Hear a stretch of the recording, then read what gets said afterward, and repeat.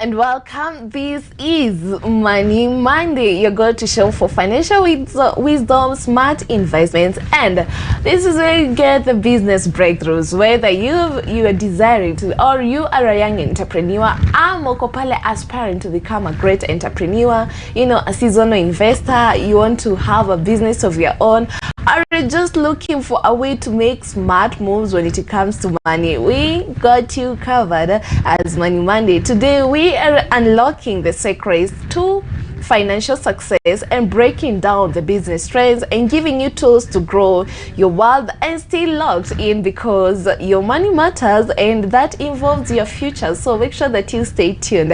And today we are diving into an amazing topic. Today we are diving into the world of business and the small SMEs and the business owners. You have a business, aspire to have a business, stay tuned because we're going to have amazing conversations here. The topic of today, that is the smart money moves, that is managing the finances in a business for a long-term success. Last Monday tuliongele that is scaling your small SME from a side hustle to a big hustle, and we gave you the tips, the strategies. But after that, you need to have the financial literacy on how you can manage the money in your business, and that's why we're having this amazing conversation, that is smart money moves on managing your finances for a long-term business success. Your business ikitoka kukua side hustle, then it grows to a big business. How are you going to manage the finances when it comes to that business?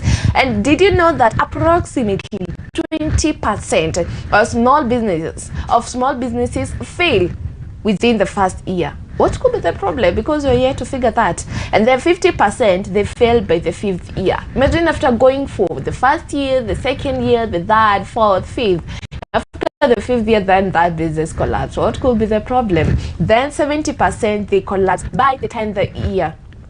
These are the challenges that we need to talk about, and one of them is financial management, the financial pitfalls when it comes to a business success. And then when it comes to cash flow in a business, from the HR to those people who are managing the finances in the business, the cash flow, 82% of business failures are due to cash flow issues.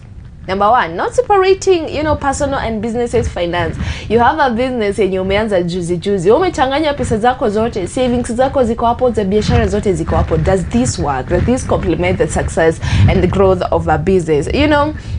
And still we get to talk about the pricing strategies, especially for the small SMEs. Pricing is so different because people believe that when it comes to pricing, nimefungua biashara, nimeanza product, kuna product mpya nimeleta. You believe that mimi nikieka a small value, let's say for example, your product inatoka 500, wewe useme mimi nitaiuza 200. You believe that that is going to attract more clients, but personally, I don't think so. We are yet to hear from our guest what he has to say on that, the pricing strategies. Then you're going to check out on scaling without financial strain. Before you expand that business, you need to check your finances. Are you stable, in the decisions when it comes to finance management in the business and cash flow management? And that's why today we have an amazing guest, a man full of experience when it comes to things doing to money matters. He has a lot of experience. That is Daniel Nduati, the chairman of United Amani Sacco. When you hear Sacco, definitely we talk about money. And without further ado, allow me to introduce him to the show. Good morning, sir. Good morning. How are you doing? I'm okay, thank God. Kenya inakupeleka aje? Are people still saving the money with the current, state in our country? Of course, with the current the current economic times, the pattern has really dropped. But we are still hopeful, and we are still encouraging members to keep on pressing. What will you loans? The rate has gone down compared to... That is an irony, Yeah, it is. It is an irony. It is. But definitely in the entire country, business are not doing as good as they were before. Loans ziende kwa the government. The government is taking loans everywhere. Probably you can say that. Okay. What informs someone to take a loan?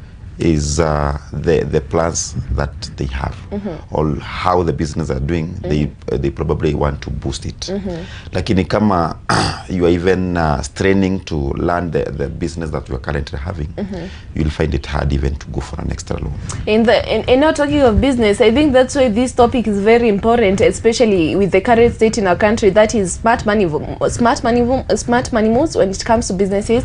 Sure. And today we're talking about that is managing our finances for a long-term business success. Last week tuliongelea story your business itoke from being a side hustle to a big business, and today we're talking now managing finances for a long-term business success. And I really want you to make us understand, according to our from experience being, you know, interacting with many business people out there, you know, coming into a circle, what are the the common financial pitfalls that the business owners who wanafanya, or the small SMEs? Thank you, Angela. Nimesikia ukisema 20%. Is it 20% that research that you did? Yeah, 20% of the small businesses fail within the first year. Imagine 20%. You know, I have given it a thought, and I asked myself why. I mean, because there are some those messes that they do on the word go, from the word go, and one of the challenges that one of the errors that they do, you have gone, say for instance, for a loan of 1 million. And you want to do a business, a good business, and you have done research, and you are sure that it will do good. 100% unajua biashara nikianza lazima itasonga. Yes, alafu unapata msee anakuambia wacha nikuuzie mahali hiyo duka, wacha nikuuzie. Let me tell you, I'll advise those viewers that it's always encouraged, instead of buying, lease. Go for rent. Don't because buying, you will use 50% of the money you had. As much as you will comfort yourself na kusema sasa sitakuwa nalipa rent, ukweli ni kwamba 500,000 pengine zimeenda kwa buying that business. Now you are left with 500. 500 you have reduced the capital that you intended to inject in the business, and that means even the returns will also be low. So mwezi ya kwanza ndio hao kanjo wanakuambia pay license. And you know kanjo wakiamua kukufuata they gava size, they're not giving us a break on everything that we are doing. Taxes everywhere, how KRA wameanza kukufuata, this business is doing this, I do have the e-teams, are you complying? So you find that the cost of managing that business is so high, and you injected a small capital. So what I will advise those who are starting businesses is that on the onset, do a good research. Don't compare yourself and say, I've seen Angela doing a posho meal and it's doing very well. Wacha nianze hii. Ametajirika within 3 years. Alafu all of a sudden you go apply for a loan and you enter to that business. But you know, it sounds so good because people, I believe this is what is in the mentality of people. When umeona taskis, no taskis, clean shelf, it's running so well, and you decide to open a supermarket of your own, and you believe this is going to work. What does it have, you know, having that mentality? But I wish you can get there slowly, because they didn't just rise up and say one day that let's put clean shelf. Of course, there is a journey they have walked. They have learned the challenges in that businesses, and they were able to know which product will I put it here, which product is giving more returns than the other, which one will I keep it. You know, there are products that you will keep just to maintain the customers. Hazina faida ndio, they are breaking even, but they are good for maintaining the customers, because that customer who will come, say for a bread, will even go and do a window shopping on the clothing and the other items that are in the supermarket. So there is a journey that they have walked. So don't just say I'll do this because person A did it and it worked for them. and it worked for them, and expect the same returns to you. It may not be outrightly turn it as you expected. And now when it comes to finances, kuna mtu anataka kuanza biashara, you know, and today we're talking about managing finances for a long-term business. Ama that person has a side hustle, and huyo mtu anataka this business to grow. What are the things when it comes to finances unafaa kuangalia, especially in a business? Good. Unaona, tumeongelea kuhusu makosa ambayo watu wanafanya. And before you even interjected, you know, I said that this is a loan, a 1 million loan. Probably you are expected to pay say 90,000 per month, or even if it's 30,000. So that is a commitment you have done, and you expected to continue servicing the loan, irrespective of whether the business is doing well or not. Yeah, that's true. So that will also strain you as you move on. Kwa hivyo, are you advising people they don't take loans when they want to start businesses, Ama? Don't okay, it's encouraging to start, but start small. Grow gradually. Usiende uchukue loan ya 10 million kwa sababu umesikia clean shelf kuweka, you need a capital of 10 million. 10 million umeenda umefungua supermarket yako. Alafu unapata I mean, you're expected to pay 400,000 per month. Na uko na staff, you are supposed to pay their salaries. Uko na taxes you are supposed to pay. Utachotwa. Mbona kwa gazeti leo auctioners they'll come for you. They'll come for you. So it's good to be wise. It's good to start small and trust God for your growth. Grow gradually, and you now get to a point where you will say, I now don't want to start a business. I want to boost my business. So at that point, not starting, now boosting the business itself. Yes.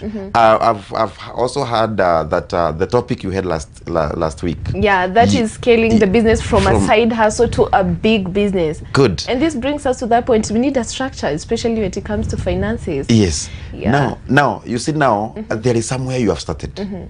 You and you are growing now. So at that point you can say, because I've been able to raise this amount without a loan, or with whichever means you have used, now probably I can say, let me boost, because at that point you have known which product will fetch you good return, and which one you will just put it just to retain the customers that. And now unajua ikifika hapo kwa products, mtu wewe utafanya research. People don't go for the businesses that have failed. Utaangalia huyu mtu alianza kuuza hii mafuta ime succeed, you're like, hata mimi si mimi nitaanza. But let me tell you, all businesses, we have a group that failed in that business, and we have a group that also did it very well, and they're still. Unaweza sema petrol station is doing very well, and you go put yours, upate ya kwamba yako inaanguka na mwingine inaendelea. So it's not guaranteed that that business you are starting, you must, I mean, you have to excel. But we keep trying, because again, at times we fail because of failing to try. Yeah. Oh my God, it's failing to try. You'd rather try and fail than fail to try. That is encouraging. But imagine you try pesa zako zipotele, unajua Mkenya atakuwa, I think so not good in our country. Ndio imepotea, but there is tips that you have learned. You will not drain yourself again to the same mistake that you did. You want people to have this mentality, even if it failed, I learned something. Let me tell you, it's when you fail in businesses and you had given it your best, I'm sure you learned a lot. That was a school that you are in. What? You paid school fees for the same. You must have learned a lot. You paid school fees for the same? You know, unless you started a business and you entrusted to employees to learn it for you. But if you gave it your attention and everything that it needed, and actually it came down while you had given it your best, you must have learned so much. And you can even advise someone, is this a good business? Where did you go wrong? You can even find someone going for the same business, but now having learned the mistake that he did or she did, now doing it very well. Making it perfect and not making it work. Yes. But like it's hard for people having that mentality. True, Even true. if this thing did not work, I'm learning. True. That mentality of learning si rahisi. But you see, now we have to encourage the one who also failed, because we also want him to rise. Yeah. So I mean, failing in a given idea doesn't mean that is the end. You can rise again. You can rise on the same business because you have learned so much. On the same business. On the same business, or you can even diversify. Like unajua, most of the people wanasema hii biashara nilitumia 5 million ikafail. I'm not going to do that business again. I'm done with that business. Anaenda kwa biashara nyingine. Do you think that is advisable? Let me tell you, Angela, I have a number of friends who are in the transport sector. Alinunua matatu. The first one ikapata ajali.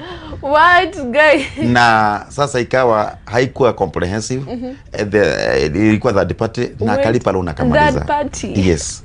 Na sasa years down the line, anajiuliza, what other business, what other knowledge do I have in any business? The only business I know is matatu. You will find them going back to that sector. Because that is where they have experience. Ukimwambia ende aanze duka, hajui ataanzia wapi. But now anajua kwamba nikitoka Nakuru niende nikitoka Nakuru niende Nairobi, this is the return. This is the fuel consumption of the vehicle. I'll keep a certain amount of this for maintaining the vehicle because of wear and tear and all that. Kuna cost za barabarani. So unajua sasa in Kenya. Kuna cost za barabarani. Zile the well known. Sasa anajua, that is, if someone that is where he knows best, even if that business comes down, who anajua kwamba I learned this is a mistake that I did, I'll not do a third party again, I'll do a comprehensive insurance. And now let's talk about how does poor management of finances in a business leads to failure. One, if you have started a business that you don't know much about it, please look for an expert. An expert? Yes. I cannot wake up today and say I want to learn a petrol station, and I don't know how even to compute for the returns and all that. Yeah, that's true. You have to go look for somebody who works for others, or who have worked for others. We have accountants who probably they manage such businesses for others. Go seek advice from them, and if it's less that you can, I mean, if your input cannot give it the best, please don't shy off to give that accountant a good return or a good pay that will keep him motivated to work for you. You may find it working it very good for you. But if you learn a business and you don't have an idea, utapata ya kwamba you are bringing it down instead of scaling it up. Yes. Kwa hivyo utafuta expert, mtu mwenye akona knowledge hiyo field. Yes. Especially when it comes to finances. True. But you know, the businesses that they're running and they even don't have a structure, especially about your finance. That is wrong. Unajua, in every business, you have to keep records. Oh, keeping records. Now, there is, you talked about personal and business finances. Yeah, that is separating personal and business finances. You know, as a human being, you have your personal expenses. If you combine your personal expenses with the businesses, you'll bring it down. Actually, let me give an example. Kuna mtu unajua akona hoteli, let's address watu wenye akona hoteli. Uko na hoteli yako kidogo. That person hana structure yote yetu, anajua mimi nimepata hii pesa, nimepata let's say for example 10,000. I give each employee 250 na baki na hiyo pesa ingine. That's how many businesses are running. But ni sawa, but utapata ya kwamba tuongelee tu huyo mmoja. Because I've seen them and I've been their customers anyway. Now unapata ya kwamba amefikiria kuhusu leo. Hafikiri kuhusu kesho. An emergency can analyze. Umepata msiba, God forbid. But unapata ya kwamba all a sickness has befallen your family, and you are required to have like 20,000, and your capital that you are running the business with is 50,000. Now unajiuliza sasa, between life ni save maisha na biashara ni gani important? Mentality of Kenyans ni maisha. Ni maisha. Yeah. But remember, this is a business that was supposed to learn itself. If you do that, if you do any withdrawal, you are reducing your capital. You are draining your business. That means dio ni sawa, maisha ni sawa, but you should have an emergency account that you are saving for yourself. Do you have an emergency account? Let's say, hold up, kidogo, we go for a short break. But I don't know what kind of questions you're asking yourself when it comes to business, when it comes to management of finances and business, or that thing that you're struggling. Sijui changamoto zipi unapitia hapo kumanage pesa za biashara, supplying the money, distributing the money to your workers. Once you can talk to us on 0799-200-100, and still on our social media platforms, that is our Facebook and YouTube at Mizpah TV Kenya. Stay tuned. We'll be right back after the break.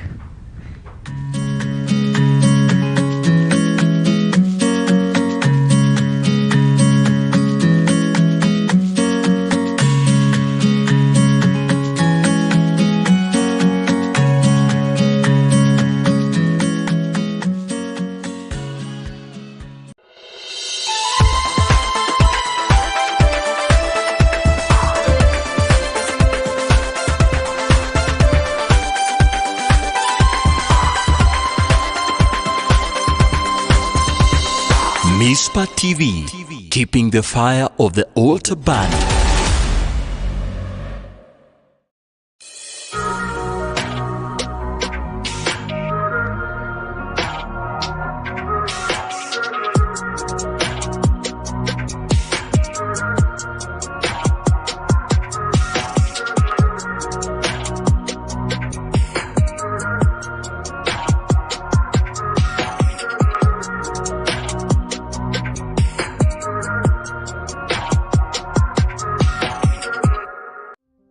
Praise the Lord. Bwana Yesu asifiwe sana, mpendwa mtazamaji. And this is a wonderful season ambayo tunaingia.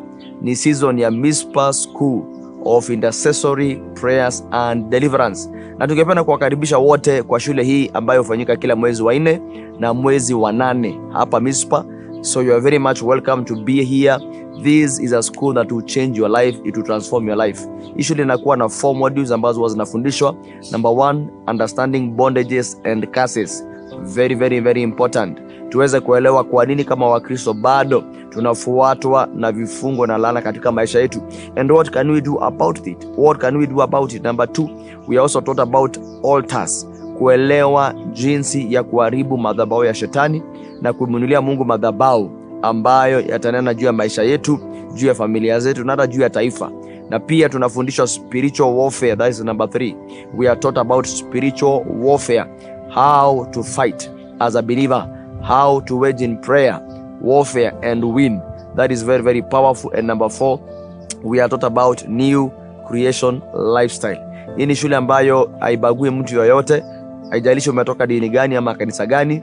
You can come for this school and your life will be changed and transformed. Kwa hivyo kuna watu ambao wanaingia Mizpah majira haya kutoka kote hapa Kenya na hata nje, na tunawakaribisha wote, usipitwe. Hii shule ni ya baraka na Mungu atabadilisha maisha yako. You can also recommend somebody to come. Kwa maana unajua kuna watu ambao wanahitaji mafundisho, waombezi, watumishi wa Mungu, ministers, watu wote ambao unahisi ya kwamba they can be blessed by this program. Please let them know. Wakaribishe na maisha yao yatabadilika sana. Mungu awabariki sana. Welcome to Mizpah School of Intercessory Prayers and Deliverance. Amen. We invite you to join our online family on Facebook, YouTube, Instagram, X, and on TikTok at Mizpah TV Kenya and Mizpah House of Prayer. And now we have great news. You can watch Mizpah TV anywhere on Twitch app, which is available on Google Play Store and Apple Store.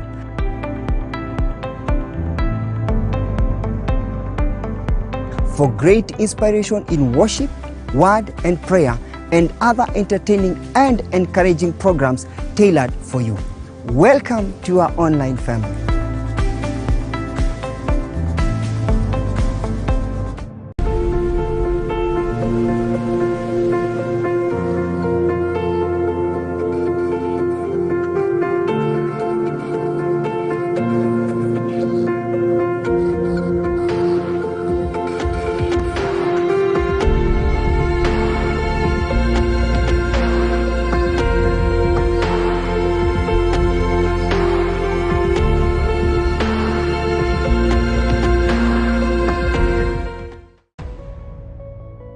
Welcome to Mizpah House of Prayer, a space for all people and denominations, a house of prayer, fasting, worship, prophetic and pastoral guidance. We offer facilities such as prayer cells and resting rooms for short or extended stays. We're located in Bahati, Nakuru, just 14 kilometers from Nakuru town along the Nakuru-Nyahururu highway. Welcome. We cannot wait to host you. We are here for you, your family, the church, and the nation.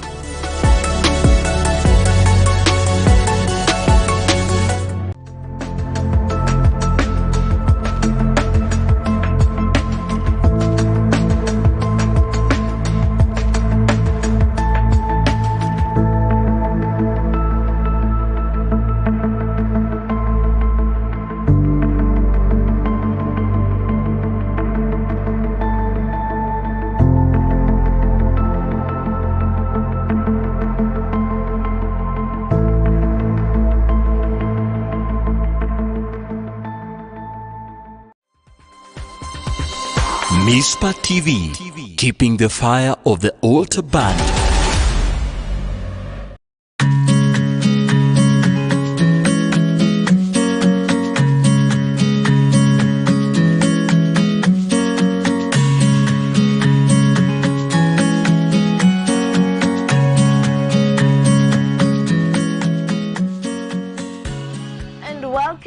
This is Money Monday and I said we got you covered. Ikifika hapo kwa mambo ya biashara, mambo ya pesa, we give you the smart money moves that you need as a business person, as an individual, or let's say as a day-to-day person. But today let's dive into the world of business kidogo, and you're talking about that is the smart money moves when it comes to managing finances for a long-term business success. Last Monday tuliongelea that is bringing your business from being a side hustle to a big business, but now you need to understand management of finance, because money is involved in part of the growth of that business. And I'm not back alone, I'm back with that is Daniel Nduati. Welcome back, sir. Thank you. And before the break, you had mentioned that is separating the personal finance and business finance. Make us understand what is its importance when it comes to that, because mimi najua tu nikishaeka pesa ni hivyo for Kenyans, you know.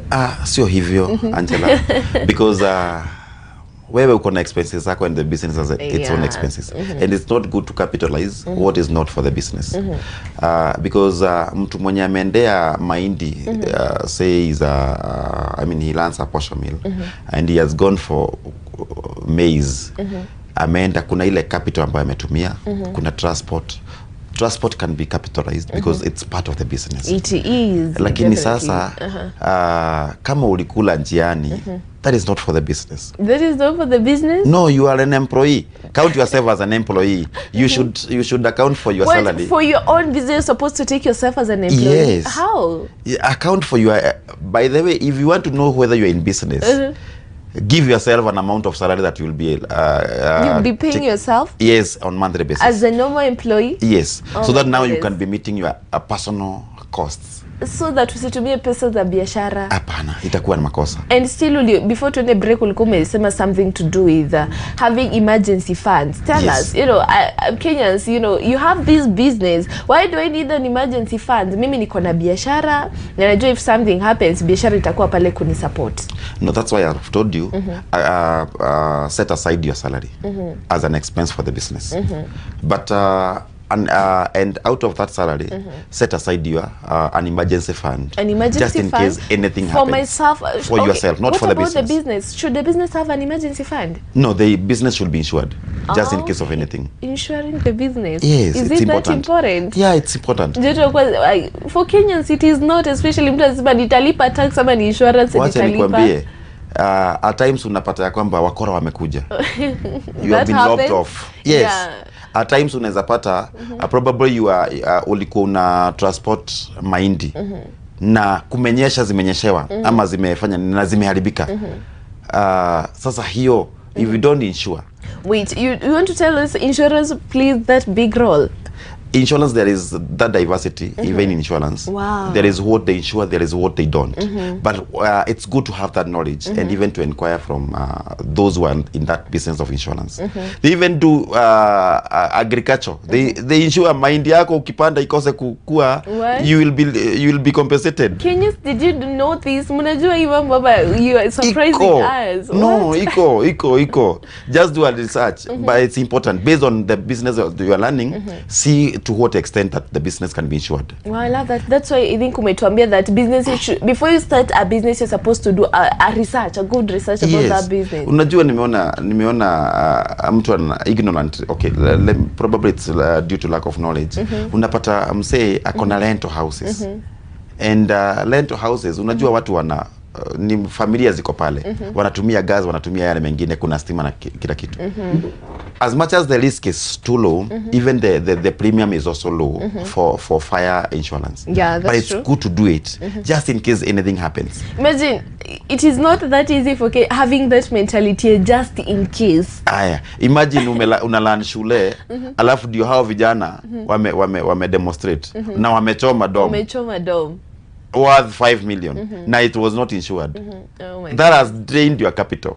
Hiyo ni capital imerudi chini because the capacity that you unge hold beleni haunge sasa you cannot accommodate that number. It may depreciate. Yeah. So it can depreciate. That is a loss to the business. So it's good and since the premiums are not so high, so weke tu insurance ya gali, weka insurance ya gali.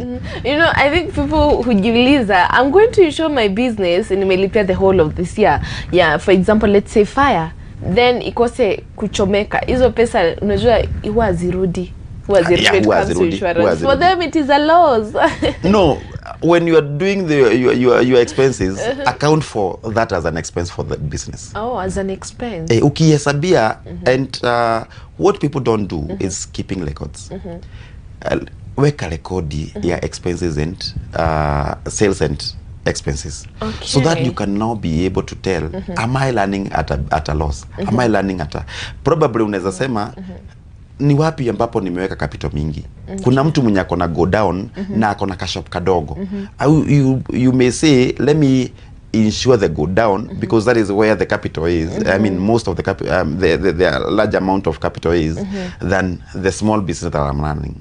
So kama uko na supermarket unaweza sema wacha ni insure supermarket, lakini zile shop ndogo niko nazo kwa mtaa niachane nazo. And what could be the let's say the generally what could be the expenses in a common for any business?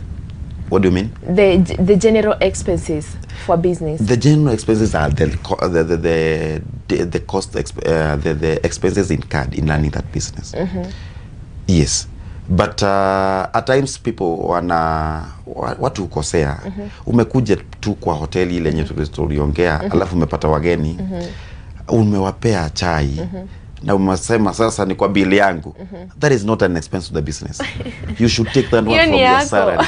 Hiyo toa kwa mfuko yako. But then that happens to many people. And that is long. That is long. That is long. That's not supposed to happen. That should not happen. But people think that is creating loyalty. These people come back next time. That is the mentality. No, that is long. Alafu unapata ya kwamba I'm having an MPESA line. Dia yangu na dia biashara. How will you account? How will you even manage that? Are you supposed to have different numbers? Have different lines, yes. So that now, even if you tell an accountant to come and do to keep your records, at least utamwambia hii line ni ya biashara. But unajua tu I think this is what people who wanajiambia, as long as the money is saved there, I don't think I need two numbers. Apana, that is long. That is long. Na unapata mtu ameweka pochi la biashara ama till number, lakini badala ya anyway, people are making messes in businesses, and that is why probably we are even straining. As much as we are saying that the economy is not doing well, probably there is also some contribution of our own failures that are leading to failure of the businesses. Ni vizuri, rekodi wacha ziwekwe vizuri, be able to monitor your businesses. Probably you can even monitor your business on a weekly basis, depending on the transactions you're making. Weekly basis? Yes. Some may go monthly. If you're in a car dealer, probably, and you sell only 5 vehicles in a month, you see now that one you can only translate it to a month. You cannot do it weekly, because probably it's in the entire month, the last month, I mean the last week, that is when you have sold the 5 vehicles. Let's do it this way. For a startup, for a business that has started, let's give our analysis for how long? Depending, it depends with the kind of business we're doing. If you are a shopkeeper, please do it even if it's daily. Daily? Yes. Account for what I mean, what you injected in the business and vis-a-vis what you sold. Then you can even do it weekly, so that now you can tell whether you are where you are learning it longly and what you are doing well. You may find you have a stock that is a dead stock. Kuna kitu ulinunua hapa imemaliza mwezi haujaiuza. Please don't go for an extra one. Hapana. Ni gani, which one is a fast going product? Please have it in plenty in that shop. Yes. Kama watu wanakula mandazi sana na wakuli ndoma, kuwa na mandazi mingi kuliko ndoma. Kwa sababu ndoma unaweza pata pengine zikibakia jioni, unaenda nazo nyumbani, unapika, hauzi customer yote. So unapata hiyo inapunguza capital yako. Angalia, fanya analysis, ni gani fast moving. Na kuna mtu mwenye kama chai ndiye universal product, mtu akikuja akikunywa chai na atakula either na ndoma ama kule na chapu ama kule na mandazi ama kule na sweet potatoes, then ensure that always you have the tea. Because that is the unifying. So that is the mentality that people should have when it comes to business. Yes. I would love you to give us practical steps that SMEs can take to ensure that we separate the personal, the personal finance, the business finance. And number one, you said it is paying yourself. Could you give us more? One is paying yourself. Two is having good records for the business.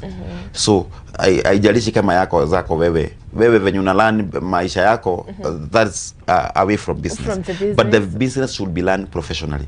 So have records for the business. Number three, be analyzing how the business is doing.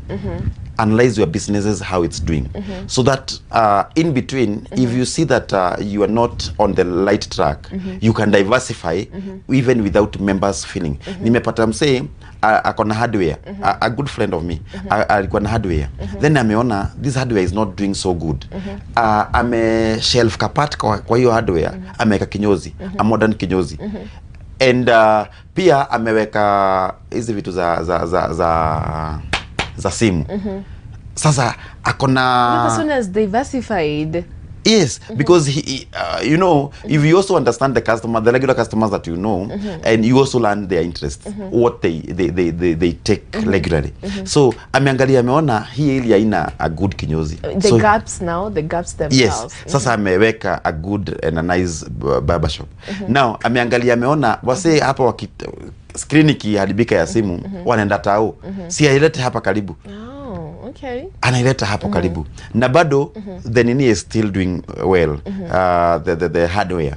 Then akaangalia, akaona yule msi mwenye ako hapa wa car wash, hapa kuna biashara, and he's not even satisfying the cars within the area. Akaanza yake. What? You see, now those are 5 businesses running concurrently. But now, unajua, when it comes to your part ya diversifying, I really want you to make us understand. Mtu ameweza biashara, ni nini itakwambia that now I think financially okay to expand or diversify my business? Because when it's a diversify, then you get it's not working out.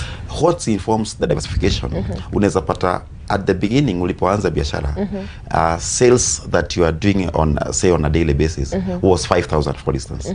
But sasa getting 500 shillings is really a big hassle. Umetoka 5,000, sasa uko 500. Na 500 bado you are straining. So at that point now you can think, because the 500 cannot sustain the business. You can now think of what else can I do? Oh, you're supposed to diversify at that time. You're At that supposed point. to think about Yes, diversifying. not when you have drained and umeisha. Hapana, while you are still in business. We're still having that 500. Yes. You know, at that point, you can even say, let me close this. I mean, at that point now, you have diversified. Nimesema, kwa mfano huyo, ameenda kwa barbershop. Ameona barbershop is probably picking. And hardware inarudi chini. Anaweza amua sasa, let me see how best I can improve on the barbershop. And reduce more capital on the hardware and improve on the barbershop.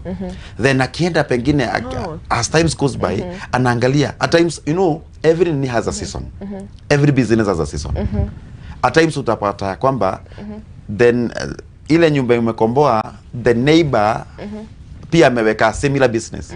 You had a shop, ameweka similar business. So that means na customer hawajaongezeka, si ni wale tu. So you are competing. So at that point you can also say, now huyu ameweka biashara, he has a right to do the same. Yenye tu niko nayo, niko na duka, ameweka duka. So what else can I do? Unapata sasa ameanza kuleta vitu hata za hardware kwa shop yake. Anauza hizi plastics, anauza kalai, anauza vitu zingine. Ameanza kuongeza vitu zenye hakuwa analeta just to make him that he'll remain in business. Yes. And now let's talk about, you have mentioned something to do with seasons, and I'd love you to give people tips, especially in the business area, on how they can cope up with seasonality. You know, especially at the economic downturns that you're having in our country, how will people make sure that they don't affect the businesses?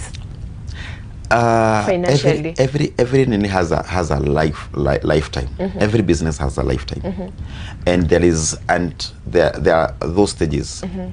And once a business has reached at a point where it's a break even, at the break even point is where we say that ukiesabu the cost and the incomes, hauendi hasara na haufanyi faida.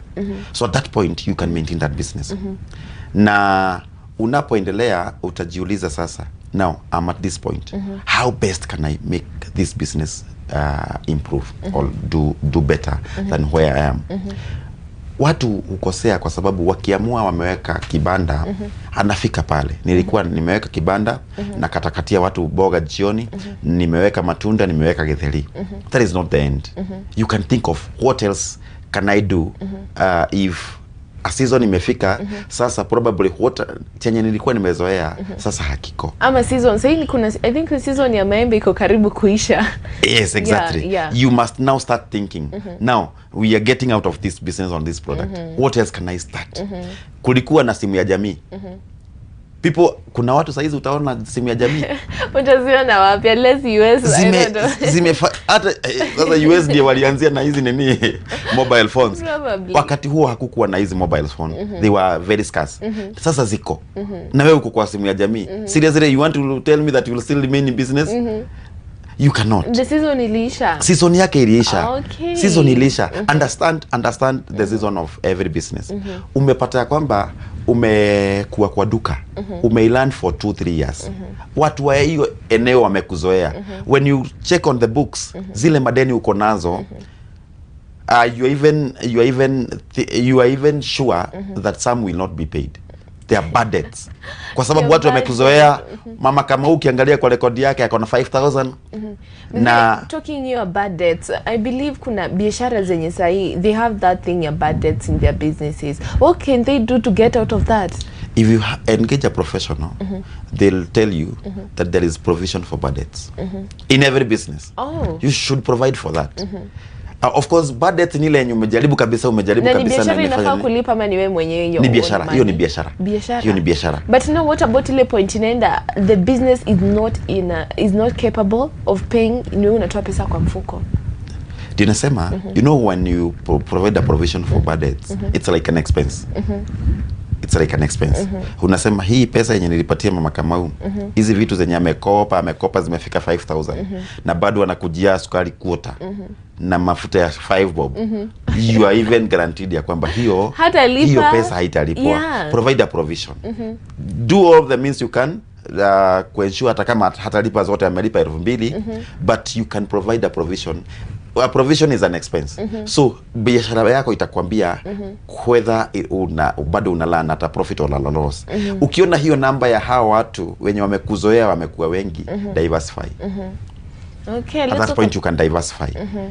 Uone sasa hawa because they are I mean the goods that they borrow ni hizi consumables. Wanakujia sukari, wanakujia chumvi. Probably you can now go to a hardware. Kwa sababu hapo sasa uta expect sasa watu wa simiti wakuje. Sasa hawa umeondokea hao. Sasa now you will be dealing with another class of people. And now I think we have we have 6 minutes. We have 5 minutes. So before we wind up, I would want us. I would love you if you get to share with us. There is competition in every business, right? Kuna products za biashara. What determines the pricing of a product? Because many people have this mentality. Nikiuza hii product cheap, ndio watu wengi watanunua. But you go to another company, wanauza ×2 of what you're selling, and people are still buying the same product. So what could be the problem, or what are the things that should tell you pricing a product inafaa kukuwa hivi? Good, that is a good question. And pricing usiangalie huyo mwingine anauza nini ama anauza na bei gani. It's not about your surrounding, the businesses that are surrounding you. It's not. Go to town. You will go take a cup of tea at Melika at 250 shillings. And just opposite, you can get it at 50 bob. Now watu bado wanaenda ile at 250. Why? It's branding. Oh, branding yourself. Branding. And also the standard that you set. Unajua siwezi kuja kwa kibanda surely ama kwa nini kidogo alafu niuzie 100 chai, hapana. Then unapata chai ingine imewekwa maji mingi. Tunasema imepakwa maziwa. Imepakwa maziwa. Then you expect me to pay 50 bob. Hii nitakwambia hii ni ya 20. Nitalipa mbao na So maneno ishi hapo. But kuna ule mwenye unajua lita ya maziwa it's 50 bob for instance. Lakini imeongezwa ni lita moja imeongezwa maji ikatoka vikombe viwili na bado anauza 250. Na bado you go for that because there is what they have branded themselves. So don't compare yourself with what others are doing. Brand yourself. And as much as you are doing that, do also a window shopping on what others are offering. Offer a better option than what the others are offering. At that point, you may not necessarily give that product with the same price with what the market is offering. But if you are unable to go an extra mile with what the others are doing, please ensure that it's also, I mean, it's competitive enough. Ya kwamba people may not necessarily go to your opponent, will come to you. Na ikishindikana kabisa, you may at times people do variation of prices in products. Unaweza pata ya kwamba hii ndio inaenda sana. Wanapenda kikombe sana. So kikombe kwa hii duka ingine ni 100. I can do it at 95. Lakini nijue ya kwamba there is another product here where lies the price. Kwa sababu najua ukichukua hii utachukua na hii ingine. So that is very important. So utapata kwa supermarket moja wanauza bread 65. Lakini kwa sababu wanajua bread inaenda na butter, wanapunguza bread, wanaongezea butter. Oh, okay. Lakini ule mwingine bread iko juu, butter iko the same price. So by so doing you still remain in business. I believe when it comes to that is managing finances for a long term these days, I believe that you have learned a lot, you know, understanding the financial pitfalls, separating personal and business finance. That is something that you should consider. Usichanganye that is laini yako na laini ya biashara, the same number. Make sure that hizo hazijachanganyikana. And again, paying yourself as a business person. Unajilipa kweli, ama you say this is my business, make sure that you pay yourself. Another thing we have talked about, the cash flow management and pricing strategies in a business. Thank you so much, sir, for availing yourself. Asante. So much glad. Asante. Looking forward to having you on the show. Thank you. Yeah, I appreciate also for those chances. In probably say 1 minute, you can tell people about United Amani Circle. Thank you. I'm currently the chairman of United Amani Circle. It's based in Mwaliki Estate in Nakuru town. And we are doing very well in financing all extending loans to members. So it's good now because actually if you compare SACCOs and banks, SACCOs in the entire country are offering loans at a lower rates. And there is also return. Once you become a member of the SACCO, you become a member. And unlike where you open an account with a bank, where the interest on loans is for the owners of the bank. But now for the SACCOs, once you become a member, you are entitled for the returns of that business. At the end of the year, we give what we call dividend, which you cannot find it anywhere Probably else. you can share your number so that mwenye atataka atakutafuta. Yeah, my number is 0724 054 847. Chairman of United Amani SACCO. I'll repeat the number again, 0724 05 48 47. Thank you so much for tuning in. This is Money Monday. This is your go-to show for financial wisdom, smart investments, and this is how you get business breakthroughs. As a business person, as a day-to-day person, as an investor, as an entrepreneur, this is the right place. Till next time, bye-bye.